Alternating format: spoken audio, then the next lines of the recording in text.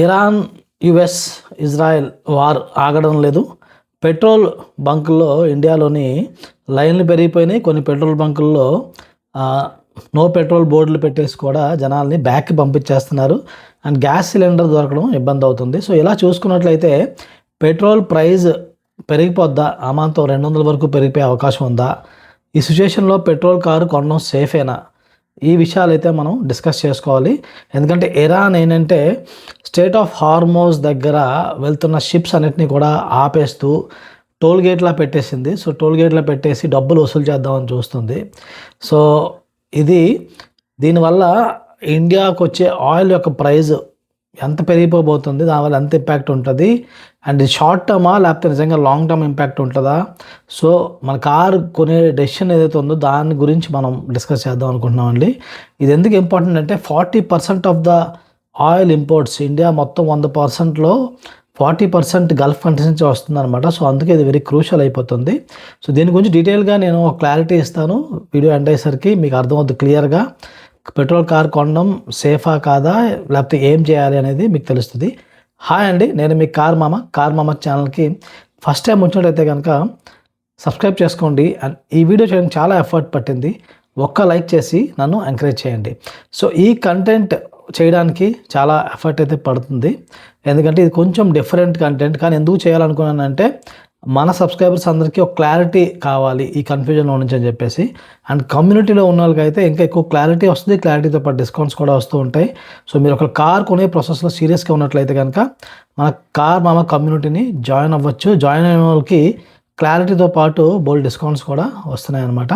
Join అవ్వడానికి link అయితే డిస్క్రిప్షన్లో ఇస్తున్నాను. సో ఇది మనం పెట్రోల్ ప్రైస్, ఈ వార్ వల్ల మన పెట్రోల్ ప్రైస్ ఎందుకు పెరుగుతుంది అని మనం తెలుసుకోవాలంటే ఫస్ట్ మనం తెలుసుకోవాల్సిన విషయం, ఇండియా అసలు పెట్రోల్ ఎవరెవరి దగ్గర నుంచి కొంటుంది అనేది మనం తెలుసుకోవాలి. ఫస్ట్ అయితే ఆ లిస్ట్ చూద్దాం.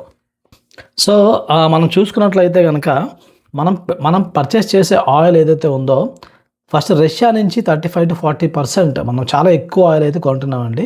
ఎందుకంటే రష్యా మంచి డిస్కౌంటెడ్ ప్రైజింగ్లో మనకు ఆయిల్ ఇస్తుంది. తర్వాత ఇరాక్ నుంచి 18 to 20%, సౌదీ అరేబియా నుంచి ఒక 12 to 16%, యూఏఈ నుంచి 8 to 10%, తర్వాత యుఎస్ఏ నుంచి 5 to 9%, కువైట్ నుంచి 4 to 6%, తర్వాత నైజీరియా, అంగోలా అంటే ఆఫ్రికన్ కంట్రీస్, మరి మెక్సికో ఇక్కడ నుంచి 10 to 15% కంబైన్గా అయితే మనం కొంటున్నాం అనమాట ఆయిల్. సో దీనివల్ల ఏంటంటే మనం అబ్జర్వ్ చేసుకున్నట్లయితే ఆల్మోస్ట్ ఒక 40% మనకి గల్ఫ్ కంట్రీస్ నుంచే వస్తుందన్నమాట. సో 40% అనేది ఒక పెద్ద అమౌంట్ కదా. అండ్ ఇదంతా కూడా రావడానికి మనకి గల్ఫ్ కంట్రీస్కి మనకి షార్టెస్ట్ రూట్ వచ్చేసి త్రూ స్టేట్ ఆఫ్ హార్మోజ్ అనమాట. ఆ స్టేట్ ఆఫ్ హార్మోజ్ మొత్తం ఆ ఏరియాలో ఇరాన్ యొక్క ఆధిపత్యం ఎక్కువ ఉందండి. ఇరాన్ కోస్టల్ లైన్ కాబట్టి ఇరాన్ దాన్ని కంట్రోల్ చేసే అవకాశం ఎక్కువ ఉంది. అందుకే ఇరాన్ ఏంటంటే దాన్ని కంట్రోల్ చేయడానికి ట్రై చేస్తుంది. యాజ్ పర్ రూల్ అయితే ఇరాన్ ఆపడానికి అయితే లేదు షిప్స్ని as per rule, but Iran ఏంటంటే దౌర్జన్యం చేస్తుందని చెప్పుకోవచ్చు. సో ఇక్కడ దానివల్ల ఏం చేస్తుందంటే వచ్చే షిప్పులను ఆపడం, లేకపోతే ప్రస్తుతానికైతే ఏదో అలౌ చేస్తుంది, లేకపోతే గవర్నమెంట్ ఏదో మాట్లాడుతుంది. కానీ అది ఏంటంటే ఇప్పుడు ఇరాను అక్కడ నుంచి వెళ్ళే షిప్స్ మాకెంత డబ్బులు కట్టాలని అడగడం ఇలాంటివి కూడా చేసే అవకాశం ఉంది. ఎందుకంటే వార్ వల్ల చాలా లాస్ అయ్యింది, ఆ డబ్బులు రాబట్టుకోవాలి కాబట్టి ఏదో ఒకటి చేయాలని ట్రై చేస్తుంది. సో ఇక్కడ ఎలా ట్రై చేస్తుంది కదా, మరి ఇంకా దీనివల్ల లాస్ ఇండియాకి ఒక్కరికైనా అంటే ఇండియాకి అయితే లాస్ ఉంది. ఎందుకంటే మనకి రావాల్సిన సప్లైస్ రాకపోతే మనం ఆయిల్ వేరే దగ్గర నుంచి కొనుక్కోవాల్సి ఉంటుంది. వేరే దగ్గర నుంచి అంటే దూరం నుంచి వస్తే ఆ ప్రైస్ అయితే పెరుగుతాయి అన్నమాట. సో దానివల్ల ప్రాబ్లం అయితే అవుతుంది. సో ఇప్పుడు దీనివల్ల నష్టం ఇండియా ఒక్కరికే కాదు, వేరే కంట్రీస్ కూడా ఉంది. ఇప్పుడు ఈ గల్ఫ్ కంట్రీస్ నుంచి ఆయిల్ అనేది యూరోపియన్ కంట్రీస్కి వెళ్తుంది, జపాన్కి వెళ్తుంది, చైనాకి వెళ్తుంది. చైనా అలాగే ఇరాన్ నుంచి కొంటుంది. సో చైనాకి పెద్ద లాస్ లేదు ప్రస్తుతానికి. బట్ ఇరాన్ నుంచి మనం ఎందుకు కొనలేమంటే అమెరికా ఎప్పుడో ఒక కండిషన్ పెట్టిందనమాట సమ్ టైమ్ బ్యాక్, ఇరాన్ నుంచి మనం కొనకూడదు. ఎందుకంటే ఇరాన్ ఒక న్యూక్లియర్ ప్రోగ్రామ్ స్టార్ట్ చేసిన దగ్గర నుంచి అమెరికాకి ఇరాన్కి పడ్డం లేదు. అప్పటి నుంచి సో అమెరికా ఏమో మనం ఇరాన్ నుంచి కొనకూడదని చెప్పింది. మనం కూడా ఆ విషయాన్ని యాక్సెప్ట్ చేస్తున్నాం, ఎందుకంటే మనకి అమెరికాతో మంచి సంబంధాలు కావాలి కాబట్టి. సో ఇప్పుడు ఈ మొత్తం వార్ ఎపిసోడ్లో ఎవరు లాస్ అవుతున్నారంటే ఈవెన్ గల్ఫ్ కంట్రీస్ కూడా అట్ హ్యూజ్ లాస్ ఉన్నారనమాట. ఎస్పెషల్లీ సౌదీ అరేబియా, కువైట్, తర్వాత యూఏఈ, తర్వాత ఇరాక్, వీళ్ళందరూ కూడా ఎక్కువ లాస్లో ఉన్నారు. సో వీళ్ళు వీళ్ళేం చేయరా అంటే ఈ విషయం గురించి, ఎందుకంటే వీళ్ళ బిజినెస్ లాస్ అవుతుంది, వీళ్ళ ఎకానమిక్ ప్రాబ్లం కదా అని చెప్పేసి ఆలోచిస్తే ఆల్రెడీ కొన్ని చర్యలు ఇంతకుముందు తీసుకున్నారు. సౌదీ అరేబియా ఏం చేసిందంటే ఈస్ట్ వెస్ట్ పైప్ లైన్ అని చెప్పేసి ఒక పైప్ లైన్ వేసింది. అది ఆల్మోస్ట్ మనకి ఇటు సైడ్ స్ట్రైట్ ఆఫ్ హార్మోజ్ వైపు ఉన్న వాటర్ ఏరియా నుంచి అటు సైడ్ రెడ్ సీ అటు సైడ్ వస్తుంది మనకి. ఆ రెడ్ సీ వైపుగా వెళ్ళిపోయే అవకాశం ఉందన్నమాట. అలా కూడా కనెక్టివిటీ రూట్ ఉంది. ఇప్పుడు నేను చూపిస్తున్నాను కదా మీకు మ్యాప్లోని. సో ఇక్కడ ఇరాన్ విషయంలో, ఎందుకంటే ఒకసారి ఇరాన్కి వార్ నడిచింది ఆల్మోస్ట్ 8 years అనమాట. 1990 to 98 అనుకుంటాను, ఎగ్జాక్ట్గా గుర్తు రావట్లేదు. 8 years అయితే వార్ నడిచింది. సో 8 years వార్ నడిచినప్పుడు కూడా వాళ్ళు ట్యాంకర్ల మీద వేయడం ఇలాంటివన్నీ జరిగినప్పుడు కూడా అప్పటి నుంచి సౌదీ అరేబియా కొంచెం జాగ్రత్త పడి వాళ్ళు ఒక పైప్ లైన్ వేసారనమాట. డైరెక్ట్గా వాళ్ళ ఆయిల్ అక్కడి నుంచి అటువైపు ఆ రూట్గా డైవర్ట్ చేయడానికి అయితే చేశారు. కానీ తర్వాత దాంతోపాటు యూఏఈ కూడా ఏం చేసిందంటే ఫుజేరా పోర్ట్ వరకు వెళ్ళేలాగా కూడా ఒక పైప్ లైన్ వేసుకుందనమాట. సో స్ట్రైట్ ఆఫ్ హార్మోజ్ని అవాయిడ్ చేయడానికి. బట్ ఇదంతా చేసినా కూడా వీళ్ళు మ్యాక్సిమం 5 million barrels మాత్రమే బయటికి పంపించగలుగుతారు ప్రపంచానికి. బట్ జనరల్గా అయితే వీళ్ళు 20 million barrels అయితే పంపిస్తారనమాట వీళ్ళు. సో 20 million barrels ఎక్కడ, 5 million barrels ఎక్కడ. So only 1/4 of what they can actually send. So 1/4 capacity ఒక స్టేట్ ఆఫ్ హార్మోజ్లో ఇష్యూస్ ఉంటాయి. సో డెఫినెట్లీ ఇక్కడ ఏమవుతుందంటే గల్ఫ్ కంట్రీస్ కూడా తిరగబడే అవకాశం ఉంది. సో ఈ వార్ అయితే టూ మచ్ టైం అయితే ఉండడానికి అవకాశం లేదు. బట్ ఇరాన్తో ప్రాబ్లం ఏంటంటే ఇరాన్ కొంచెం మొండి కంట్రీ అనమాట. వాళ్ళు అనుకున్నది చేయాలనుకుంటారు, వాళ్ళు మాట వినిపించుకోరు బేగా.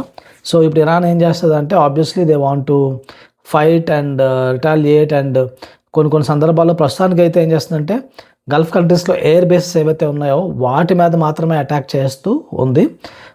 ఎందుకంటే ఎయిర్ బేస్ అంటే గల్ఫ్ కంట్రీస్లో అమెరికా వాళ్ళ ఎయిర్ బేసెస్ పెట్టారనమాట. సో ఆ ఎయిర్ బేసెస్ని మీద అటాక్ చేస్తూ ప్రస్తుతం చేస్తుంది. కానీ ఇంతవరకు డైరెక్ట్గా సౌదీ మీద కానీ యూఏఈ మీద కానీ కువైట్ మీద కానీ డైరెక్ట్ అటాక్స్ చేయట్లేదు. డైరెక్ట్ అటాక్స్ చేస్తే అప్పుడు ఇది పెద్ద యుద్ధం అయ్యే అవకాశం ఉంది. సో ఇక్కడ వార్ ఇప్పుడు కొంత డ్యామేజ్ ఆల్రెడీ జరుగుతుంది అనమాట. కొంచెం ఇన్ఫ్రాస్ట్రక్చర్స్, కొన్ని రిఫైనరీ తాలూకా ఇవి అలాంటి ప్లేసెస్లో హిట్ చేశారు ఇరాన్. సో దీనివల్ల ఆల్రెడీ ఆయిల్ ఇన్ఫ్రాస్ట్రక్చర్ కొంచెం డ్యామేజ్ అయ్యింది. సో దానివల్ల ప్రొడక్షన్ కెపాసిటీ కూడా ప్రాబ్లం వస్తుంది.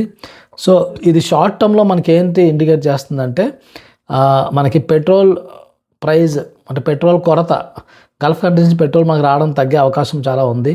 దానివల్ల ఇండియాలో కూడా పెట్రోల్ ప్రైస్ పెరిగే అవకాశం ఉంది. అందాక గవర్నమెంట్ అయితే ఏవో కొన్ని మెజర్స్ తీసుకొని పెట్రోల్ ప్రైస్ని కంట్రోల్ ఉంచడానికి ట్రై చేస్తుంది. అది ఎంతవరకు ఉంచుతుందో తెలియదు. ఒకవేళ మరీ ఒక లిమిట్ దాటాక అయితే గవర్నమెంట్ కూడా ఏం చేయలేదు కాబట్టి ప్రైస్ అయితే పెంచే అవకాశం ఉంది. అండ్ మనము సిఎన్జికి కావాల్సిన ఎల్ఎన్జి, సో ఎల్ఎన్జి కూడా liquefied natural gas. So LNG కూడా మనకి కువైట్ నుంచి ఎక్కువ వస్తుంది. 40% మనం కువైట్ నుంచి తెచ్చుకుంటున్నాం అనమాట ఎల్ఎన్జి. సో దానివల్ల కూడా మనకి సిఎన్జి కూడా ఎఫెక్ట్ అవుతుంది అనమాట. సో పెట్రోలు, డీజిల్, ఆయిల్ అనేసరికి ఆయిల్ నుంచి పెట్రోల్, డీజిల్ అవుతుంది కాబట్టి పెట్రోల్, డీజిల్, సిఎన్జి మూడు కూడా షార్ట్ టర్మ్లో ప్రైస్ అయితే పెరిగే అవకాశం ఉంది. 200కి వెళ్ళిపోద్దా అంటే 200కి వెళ్ళకపోవచ్చు, మేబీ 150 అది ఆ రేంజ్ టచ్ అవ్వచ్చు. డిపెండ్స్ అనమాట. వార్ ఎంత ఘోరంగా అవుతుంది, ఇంకా ఎంత అడ్వాన్స్ వెళ్తుందని తెలియదు మనకి. సిచ్యువేషన్స్ చూస్తుంటే కొంచెం వార్ ఎస్కలేట్ అయ్యే అవకాశం కనిపిస్తుంది. But at the end of the day మిగతా కంట్రీస్ కూడా అన్ని లాస్ అవుతాయి కాబట్టి వాళ్ళందరూ జోక్యం చేసుకుంటే మేబీ తగ్గొచ్చేమో. సో ఇక్కడ షార్ట్ టర్మ్ అయితే మాత్రం ప్రైస్ అయితే పెట్రోల్ ప్రైస్ పెరుగుతాయండి. సో షార్ట్ టర్మ్ ఎంత పెరుగుతాయో అవే ప్రైస్ ఉండిపోతాయా అంటే నాట్ నెసెసరీలీ, ఉండాల్సిన అవసరం లేదు. లాంగ్ టర్మ్లో పెట్రోల్ ప్రైస్ మళ్ళీ నార్మలైజ్ అయ్యే అవకాశం ఉంది. అంటే తగ్గే అవకాశం చాలా మటుకు ఉందన్నమాట. సో లాంగ్ టర్మ్లో అయితే పెట్రోల్ ప్రైస్ తగ్గే అవకాశం చాలా మటుకు ఉంది. సో తగ్గొచ్చు. ఎందుకంటే అమెరికా కూడా ఇప్పుడు ప్రస్తుతానికి ఎక్కువ ఆయిల్ ప్రొడ్యూస్ చేయట్లేదు. But America is also one of the largest producer of oil అనమాట. బట్ వాళ్ళు కావాలనుకుంటే షేల్ ఆయిల్ ప్రొడక్షన్ అంటారు వీళ్ళు, దాంట్లో షేల్ ఆయిల్ అంటారు వీటిని, రాక్ నుంచి తీస్తారనమాట.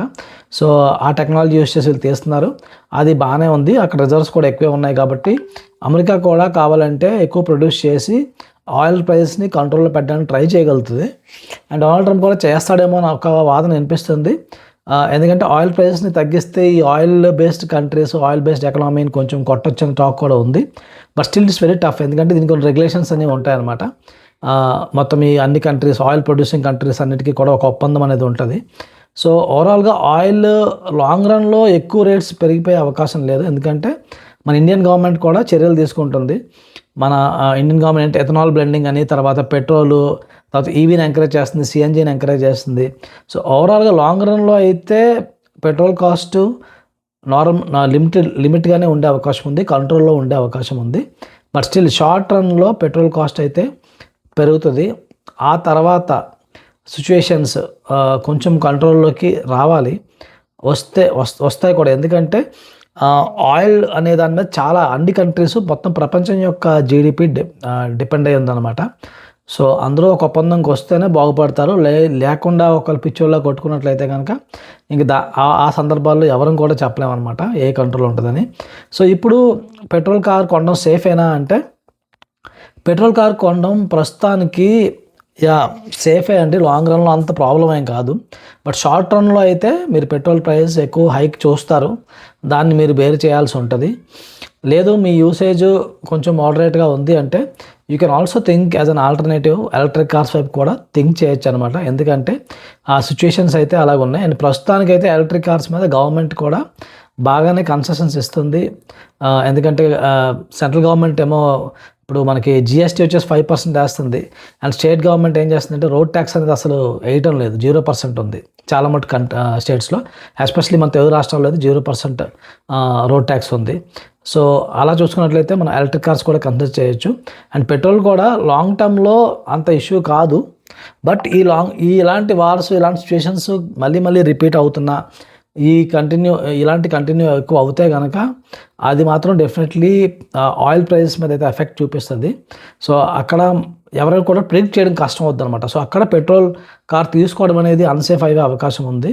సో నా ఫైనల్ కంక్లూజన్ ఇదండి, మొత్తం రిమార్క్స్. ఎందుకు ఈ మొత్తం స్టోరీ చెప్పానంటే, మీకు ఇది మొత్తం అర్థమైతే దాన్ని బట్టి డెసిషన్ తీసుకుంటారు. జస్ట్ నేను వచ్చేసి తీసుకోవద్దని చెప్పకుండా ఇది ఇలా ఇవి కారణాలు ఉన్నాయి, ఇవి మొత్తం జియో పొలిటికల్ ఇష్యూస్, మొత్తం ఓవరాల్గా వరల్డ్లో ఏమవుతుందో దాన్ని బట్టి మనం డెసిషన్ తీసుకోవడం కరెక్ట్ అని చెప్పేసి మొత్తం డీటెయిల్గా అది చెప్పాను.